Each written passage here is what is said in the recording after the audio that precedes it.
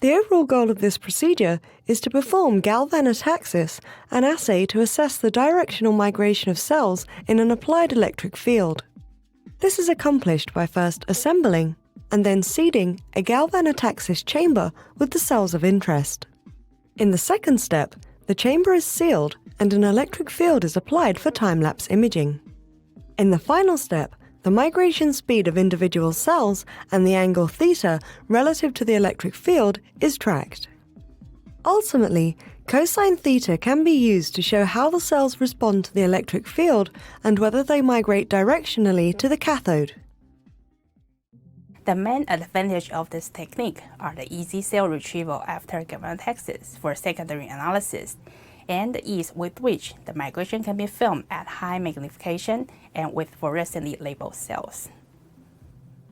Visualization of this method is critical, as the chamber assembling steps are difficult to learn without demonstration.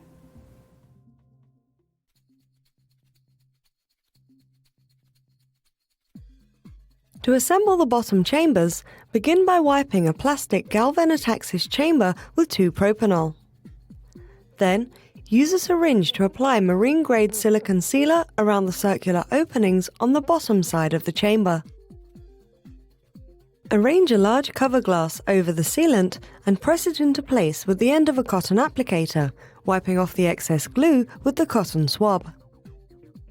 Then use a diamond point marker to cut a small cover glass to make 6 by 25 mm spacers and flip over the chamber.